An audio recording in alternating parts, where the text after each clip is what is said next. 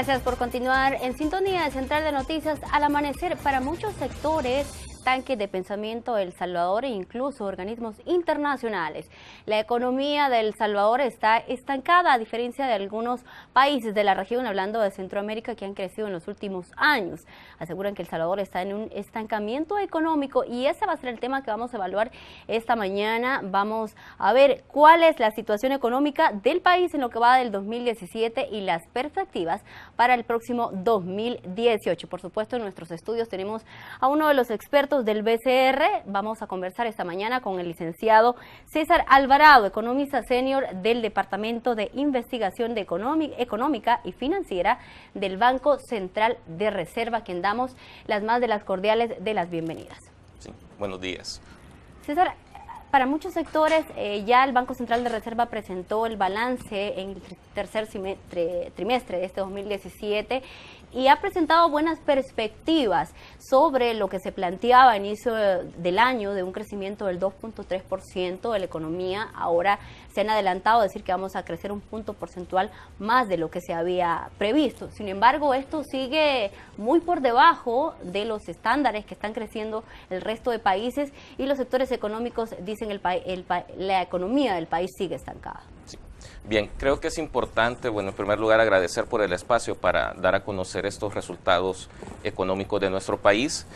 Creo que en la valoración sobre el desempeño económico, nosotros hemos como Banco Central realizado una medición de la economía hasta el segundo trimestre de este año y observado la evolución de algunos indicadores importantes que tenemos información, por ejemplo, a los meses de agosto o de septiembre. Acá, respecto al comportamiento que estamos teniendo en comparación a las otras economías de la región, sí es necesario tomar en cuenta las características propias de cada economía. Nuestra economía está caracterizada por una especialización en la producción de servicios.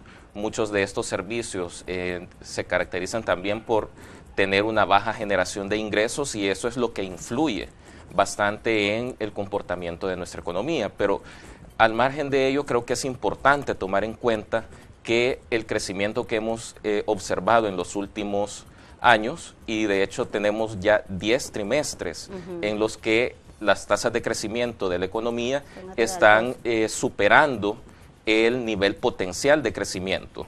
Entonces, si bien presentamos cada año tasas de crecimiento entre el 2.3, 2.4%, todas estas sí son importantes en cuanto a que ubican a nuestra economía dentro de una fase expansiva. Es decir, estamos creciendo mucho más de lo que nuestro nivel potencial permite. Entonces, ¿cuáles son las críticas que hacen los tanques de pensamiento y los organismos internacionales al señalar que la economía está estancada, aunque se ha venido desde el 2014 creciendo por arriba del 2%? Bueno, como mencioné, los resultados económicos son positivos, lo que tenemos hasta ahora. Sin embargo, siempre es deseable tener unas tasas de crecimiento todavía mayores. También diversos análisis que hemos hecho como Banco Central nos lleva a considerar que un crecimiento de alrededor de un 3.5%, 4.5% haría que nuestra economía se ubique en una mejor situación. Sin embargo, los resultados que tenemos son positivos en cuanto nos encaminan hacia esa meta. Por ejemplo, la empresa privada ha señalado que El Salvador es uno de los que crece muy por debajo de Guatemala, de Honduras y del resto de países de la región, asociando que en El Salvador no hay certeza jurídica, que no hay una verdadera visión de cómo hacer o de cómo potenciar El Salvador para inversionistas que quieran venir a ubicar sus negocios en El Salvador. Bueno, la información con la que contamos a la fecha muestra un panorama un tanto distinto. Cabe mencionar que en los distintos medios de comunicación, tanto de prensa como en radio como por periódicos, hemos observado información de anuncios de inversión privada acá en el país que totalizan alrededor de 1.258 millones de dólares. Esa es una cifra importante. Vemos como en nuestro país diversos sectores como la industria, la construcción, también los inmuebles, tienen un crecimiento importante y esa es una señal de que nuestro país efectivamente está atrayendo inversión. tanto inversionistas privados como inversionistas extranjeros.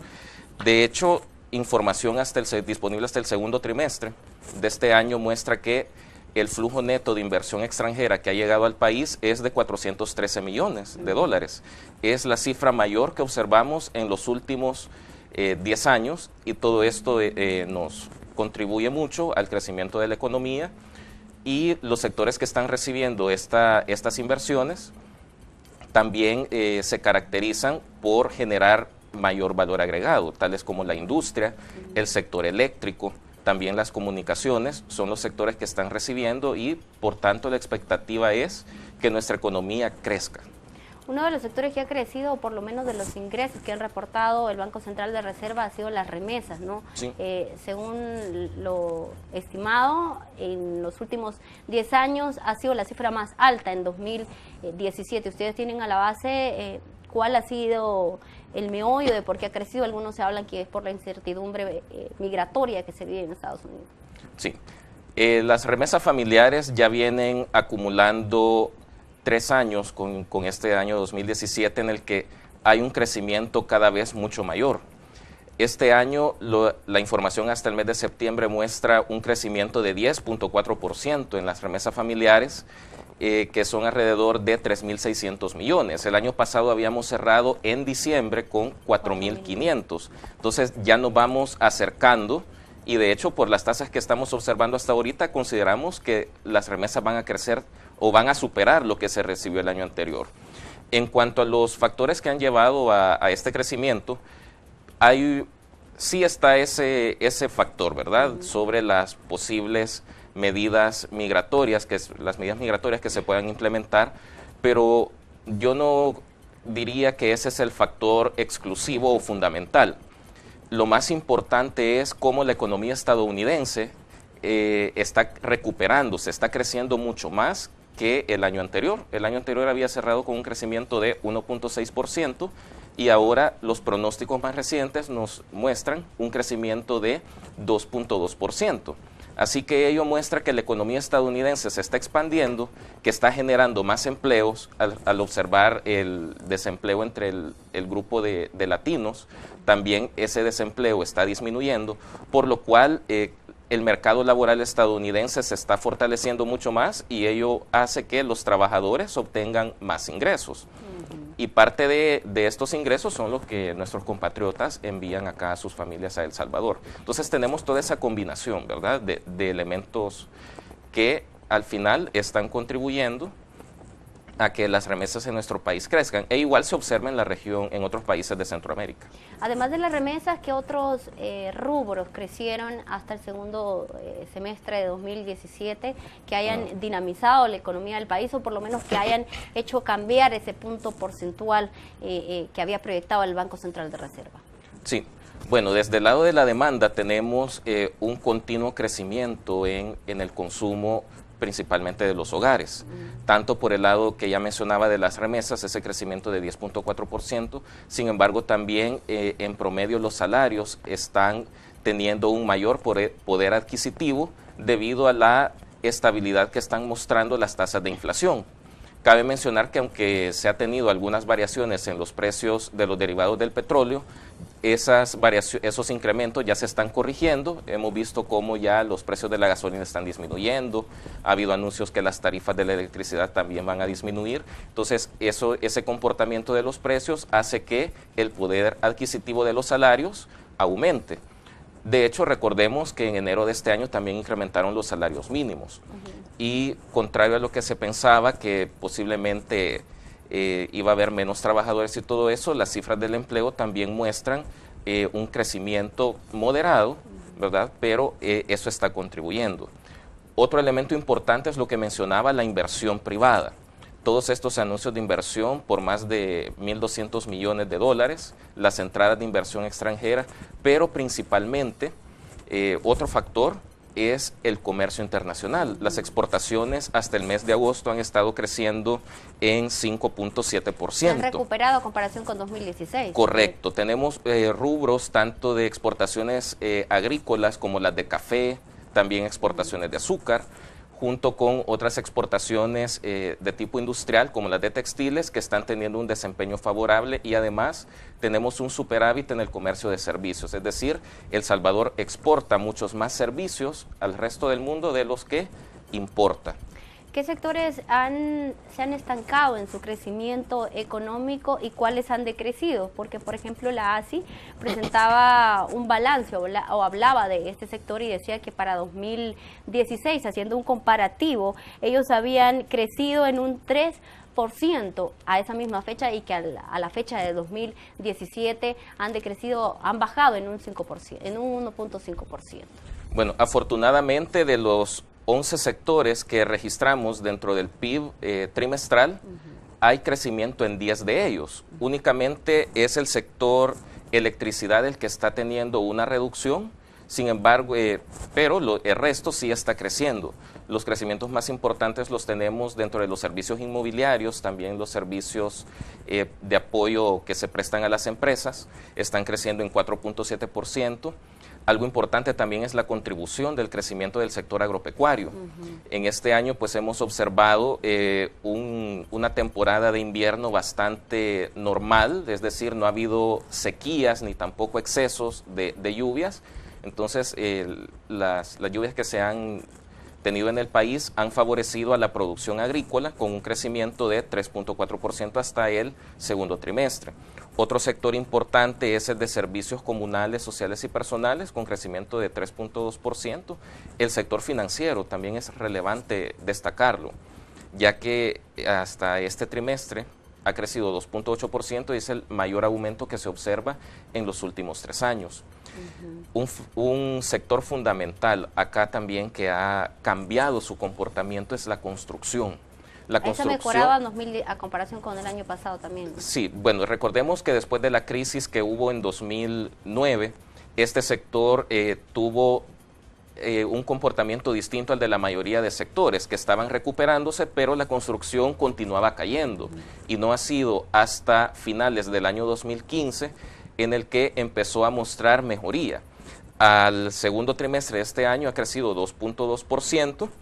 Y esto está en línea con lo que mencionaba de las inversiones que están realizándose en el país, y muchas de ellas pues tienen que ver con la ampliación de plantas de producción, construcción de edificios para nuevas empresas, etcétera, junto con la construcción de residenciales o viviendas. Y particularmente con la industria tenemos un crecimiento de 1.9%, que es similar. Pero ha bajado en comparación con el año pasado. El año pasado había un crecimiento de 2%, entonces vemos que no es una variación significativa, que podamos decir que hay un estancamiento en la parte industrial, lo cual se comprueba al observar el comportamiento de las exportaciones industriales, que están creciendo de manera importante también en lo que ya tenemos registrado hasta este año. ¿Qué es lo que está haciendo hasta el momento que la economía no crezca como se espera, o por lo menos como debiera crecer? Porque cuando se habla con gremiales empresariales o con tanques de pensamiento, incluso organismos internacionales que dan sus proyecciones, pues tienen a la base la situación de inseguridad. Algunos dicen que las políticas o la forma de atraer inversión al país no es la más adecuada, porque a pesar de que hay inversión, es la más baja de la región, que estamos muy por debajo de otros países. ¿Qué es lo que está, pues, hasta este momento haciendo que el crecimiento del país no sea el esperado y prácticamente no estemos pasando del 2% desde 2014? Bien, hay que tomar en cuenta muchos factores que son de tipo estructural, es decir, la situación de la economía de El Salvador que expresa en estos años es resultado de algo que viene ocurriendo desde hace varios años. Es decir, tener mucha población que ha salido del país no es algo que viene desde este año o desde el año pasado, sino que desde la década de los 90 o desde el inicio de este nuevo siglo vemos cómo ha habido mucha migración. Igualmente, la producción de la economía de El Salvador está centralizada o especializada, mejor dicho, en los servicios. Mencionaba cómo los servicios que, bueno, también hay que aclarar, un servicio no es malo solo por ser servicio. Tiene que ver un poco ingreso que esta producción de servicios genera. Vemos cómo en nuestro país hay muchas personas que se dedican a las ventas informales, el comercio informal en las calles, etcétera. Eso realmente no genera mayores ingresos. Algunos Entonces, tienen a la base también dificulta. el hecho de que no hay mano de obra calificada, ¿no? Es otra de las variables que hace que El Salvador pues tenga, o su economía esté estancada.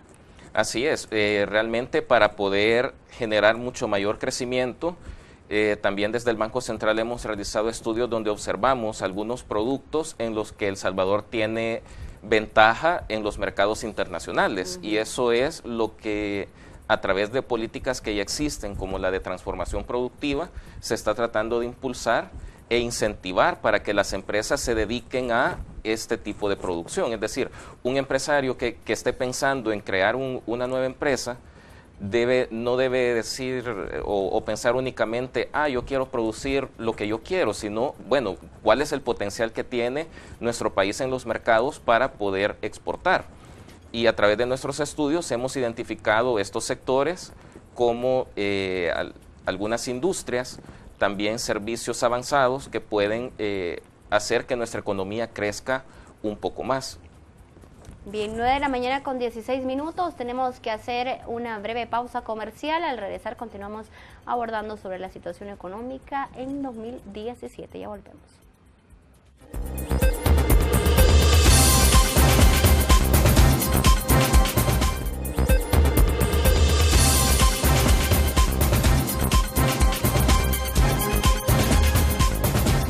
9 de la mañana con 19 minutos. Gracias por seguir en sintonía de Central de Noticias al Amanecer. Esta mañana en nuestra segunda entrevista estamos abordando la situación económica del país, un balance en lo que va de 2017 y cuáles son las proyecciones para el próximo año. En nuestros estudios estamos conversando con el licenciado César Alvarado. Él es economista del Banco Central de Reserva, con quien ya abordábamos sobre lo que ha dicho el Banco Central de Reserva en cuanto a crecimiento económico en el segundo trimestre de este año y lo que ha hecho o ha llevado que las proyecciones cambiaran en un punto porcentual del 2.3 según lo proyectado a inicio de este año en abril por el Banco Central de Reserva a 2.4.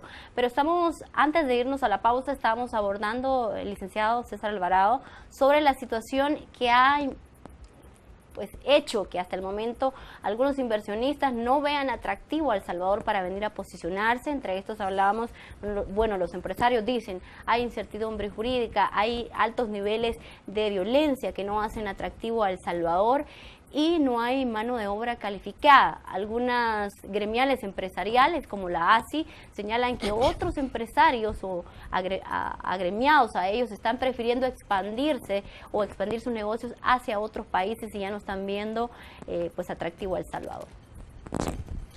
Bueno, en cuanto al efecto que la violencia tiene, sí es de reconocer que es un costo para toda economía en la que se presentan este tipo de hechos.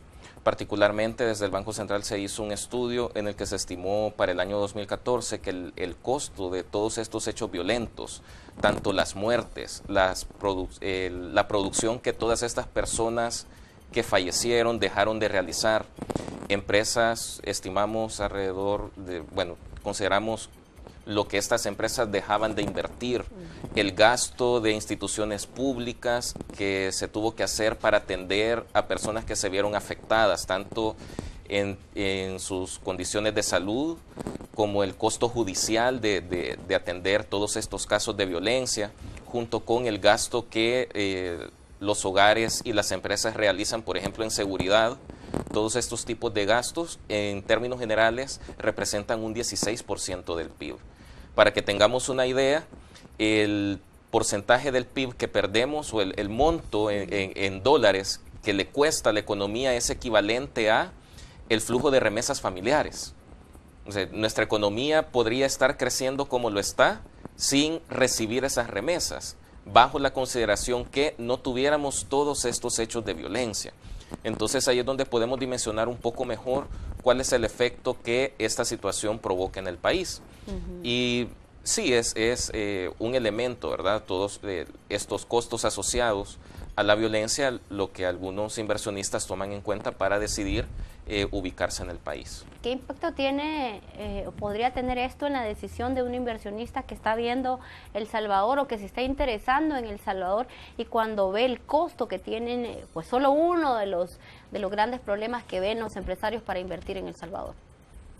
Bueno, en cualquier país donde se pueda tener una situación violenta como la que tenemos nosotros, un empresario efectivamente va a considerar, ¿verdad? Bueno, tengo que gastar en vigilancia, tengo que colocar no solo en agentes de seguridad, sino también en otras medidas de seguridad como cámaras, portones, etcétera.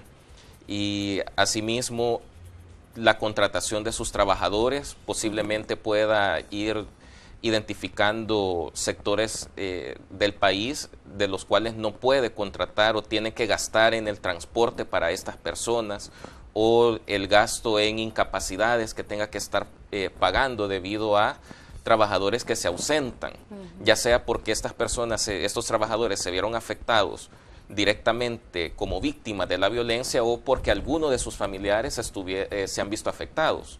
Por ejemplo, tengo que cuidar a mi familiar que fue atacado, o tengo que acompañar a algún familiar que está detenido, etcétera. Ese tipo de costos también los incluimos en nuestro estudio, pero creo que también es un elemento que pesa dentro de las evaluaciones que los inversionistas pueden hacer en términos de los costos que van a incurrir. ¿Cómo ve el Banco Central de Reserva el tema de la polarización? Porque ese es otro de los puntos que sale a relucir cuando se habla de lo que está haciendo que El Salvador no crezca como debería de ser o como esperan, no solamente las instituciones vinculadas al tema, sino los mismos empresarios. Ellos hablan de una polarización política que no lleva a la toma de acuerdos en temas relacionados a la economía del país. Sí, justamente desde el Banco Central una de las recomendaciones que se ha estado dando es motivar al sector político del país en el logro de estos consensos.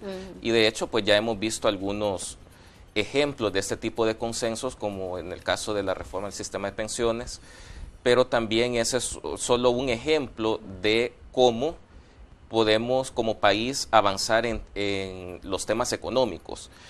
Cabe mencionar también que el tema de la polarización ha afectado en cuanto a la calificación del riesgo del país que hacen las agencias calificadoras. Casi que no se menciona mucho, no se le da demasiada importancia a decir hay tanto desempleo o este es el crecimiento, sino que el tema político, la dificultad de lograr consensos es algo que ha estado siendo muy observado, pero afortunadamente estamos viendo ya unos primeros pasos o unos avances en esta materia.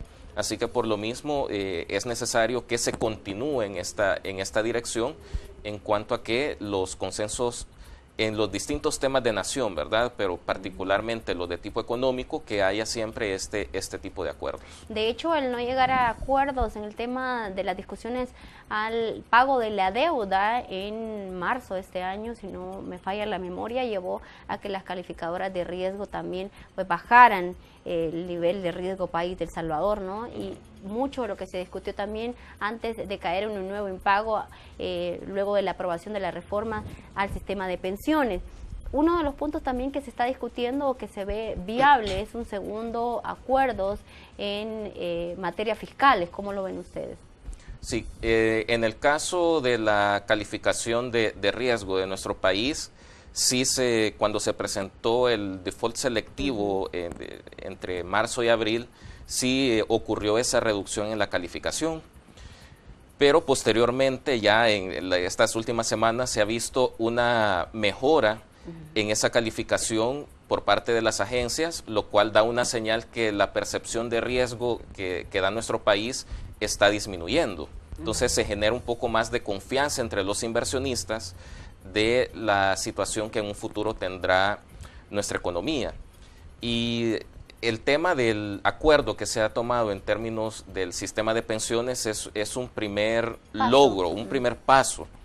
Entonces creemos que esto puede conducir a nuevos acuerdos en términos de lograr un mejor resultado en materia fiscal. Y definitivamente toda la realización del gasto público aporta al crecimiento de la economía. Entonces por eso es importante lograr este tipo de acuerdos, para poder darle ese apoyo al crecimiento económico.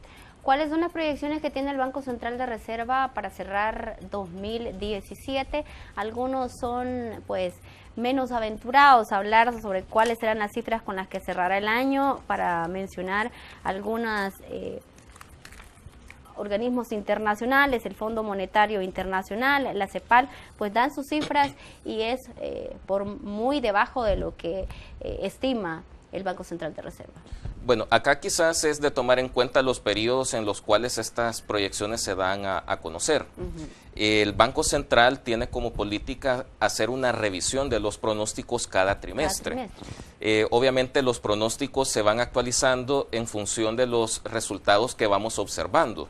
Hay que tomar en cuenta muchos factores que son imprevistos. Bueno, podemos tener el caso de México, ¿verdad?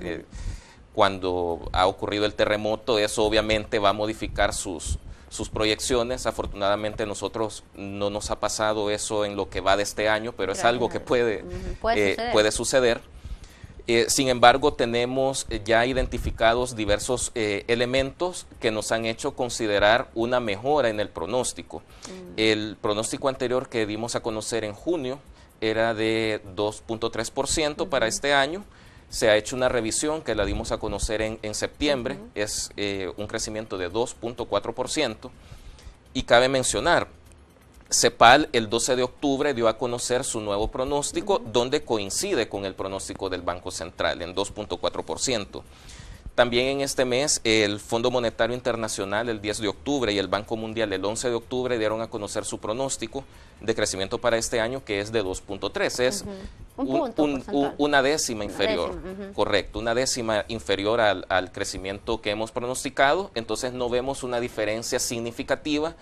Y pues todos estos elementos que he mencionado de cómo se han ido comportando los diversos indicadores económicos, más las condiciones internacionales, nos llevan a prever esta tasa de crecimiento. Para finalizar el quinquenio, ustedes estiman que no van a pasar del 2.4, 2.5%, 2.6%, según la última indicación que daba, o el último informe que daba el presidente del Banco Central de Reserva.